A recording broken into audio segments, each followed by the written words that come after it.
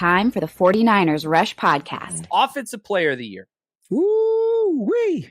Offensive Player of the Year. And Wayne, I want you to go first. If you have a dark horse candidate you want to throw in there that, somebody you think might get it. But let's jump in. For the 49ers, obviously, that's what we're doing here. So take it away, my friend. All right. So Offensive Player of the Year. Now, this is tough, right? Because we got 3 All-Pros on the offense. That's a good feeling. That is a great feeling. It's a great feeling, but it's hard to pick this daggone award, right? And so, look, I know a lot of people probably want to go, they're probably like Deebo Samuel. And I'm like, yeah, it's going to be really hard to reproduce what he did again, what he did last year. But you know what, man? I'm gonna go with the big fella. I'm going with Trent Williams, man. Hard to go wrong, man, with Silverback. And here's why. He's been the most consistent player, and he's only gotten better. So from the trade, he was already good.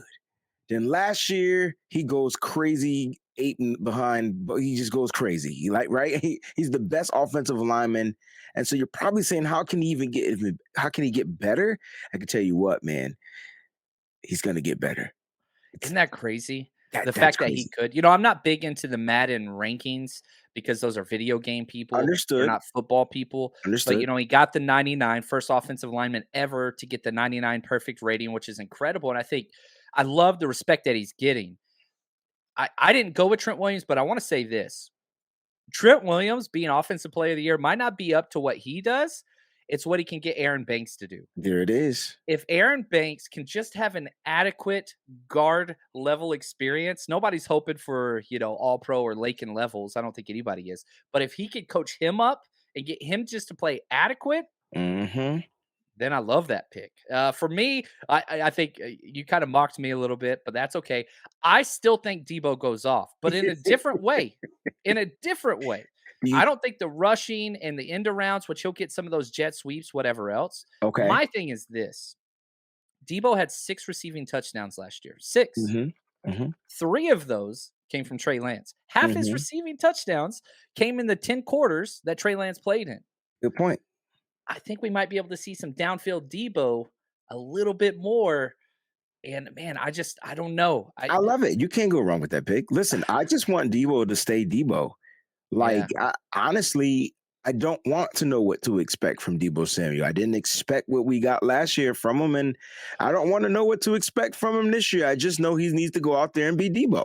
That's it. Can Deebo just be Deebo and add another notch to his belt? You know what, Deebo? So you and Deebo said too earlier, he doesn't really care about these Madden ratings. Right. He just plays 2K.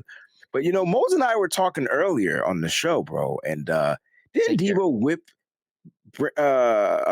Kendrick Bourne behind in some Madden his rookie season, and they were going hard body at Madden? It matters. It matters.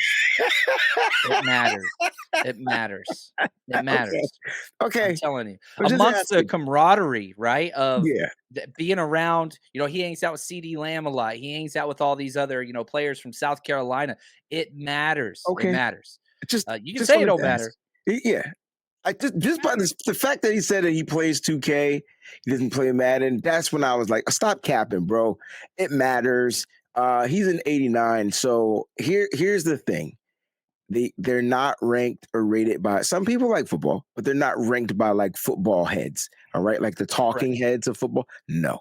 Right. But here's the thing. That guy's going to go out there and play with another chip on the shoulder, because not only does the league not think he's a wide receiver, the non-football heads think he's not a wide receiver either. And so what he's going to do this year, he's going to win Offensive Player of the Year, according to John Chapman. I love it, bro. Hey, man. We'll see. My dark horse candidate's Kittle. That's my dark horse. That's there slash. We go. We got both, because what if he gets that mesh point with Trey Lance? We haven't seen it yet, right? I'm mad you have the same slash I have. Yeah, we both got the same slash, but man, I love it.